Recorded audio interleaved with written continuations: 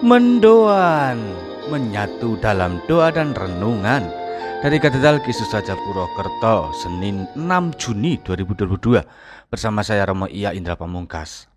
Saudari-saudara, selamat pagi berkat dalam.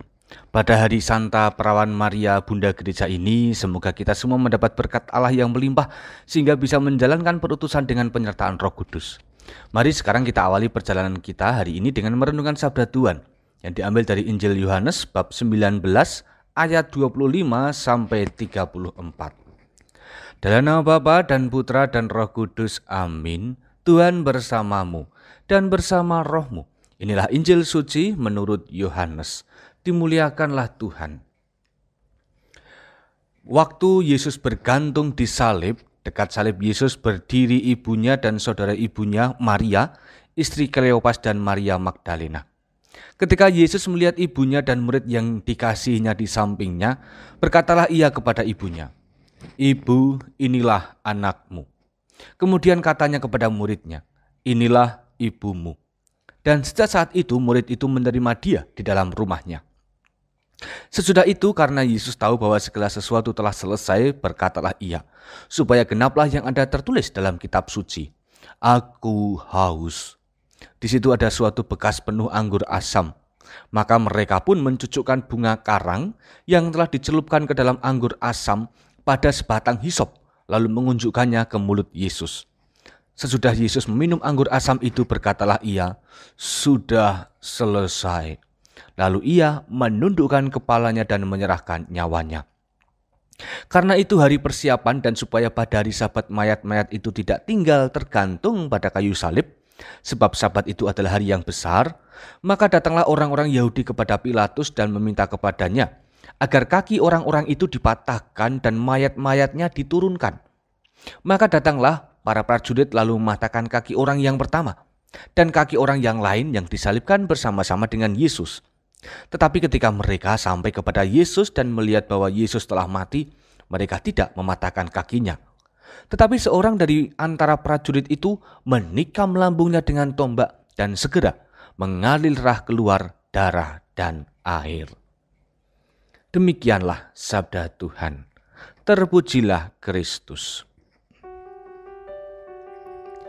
Kekuatan cinta, itulah kiranya pondasi yang dimiliki Maria, sehingga tetap setia menemani Yesus putranya di jalan salib.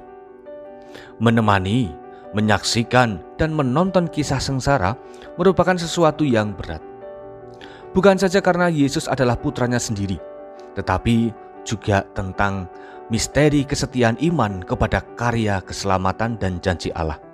Maka saudari-saudara, Maria itu memiliki mental yang tangguh dan iman yang kuat dalam kisah sengsara Yesus yang diceritakan oleh Injil pada hari ini. Saudari-saudara, keteladanan sikap Maria menunjukkan suatu pola mengikuti Tuhan dengan benar. Dalam mengikuti Tuhan, jalan yang harus dilalui kadang tidak selalu mulus, bahkan kerap kali justru mengajak setiap orang untuk menyerah kalah.